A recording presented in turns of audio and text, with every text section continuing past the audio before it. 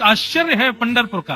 पंढरीनाथ भगवान को श्री पंढरपुर में केसर का चंदन घिस करके और ठाकुर जी को बड़ा सारा गोल गोल चंदन लगाया जाता है माथे पर और नीचे तक ऐसे उसको लेके आते हैं नासिका पर।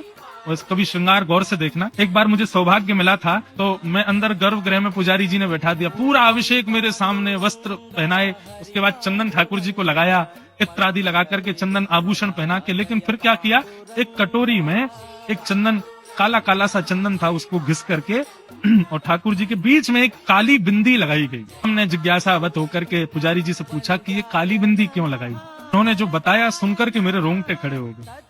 बोले हमारे विट्ठल इतने कृपालु हैं, विट्ठल ठाकुर जी का ऐसा मानना है कि मैं पंढरपुर में भक्तों की प्रतीक्षा में खड़ा हूँ, भक्तों को मेरे लिए प्रतीक्षा करनी पड़े ये मुझे स्वीकार नहीं है। लेकिन क्या करें, इतने लाखों की संख्या में भक्त पहुंच जाते हैं तो लाइन तो लगानी पड़ती है, प्रतीक्षा तो करनी पड़ती है। तो ठाकुर जी ने किसी को स्वप्न देकर के ये नियम वहां शुरू करवाया। बोले कि यहाँ भक्त मेरी प्रतीक्षा करते हैं, मुझे बहुत पीड़ा होती है, लेकिन इसका कोई उपचार नहीं है, प्रतीक्षा करके ही दर्शन कर पाएंगे। तो इसकी प्रतीक्षा का एक ही उपचार हम कर सकते हैं। जितने भक्त कतार में खड़े होते हैं, रात्रि मंदिर बंद होने के बाद में पूरी कतार की झाड़ू लगा के उन भक्तों की रज में चंद्रभागा का जल मिला के मेरे माथे पर उसका तिलक लगाओ, ताकि उन सब के भाव को मैं स्वीकार करूं। मेरे भक्त को मेरे लिए प्रतीक्षा करनी पड़ी, उसकी चरण रज मेरे माथे से लगाओ। तो आपके पंढरपुर में होता है।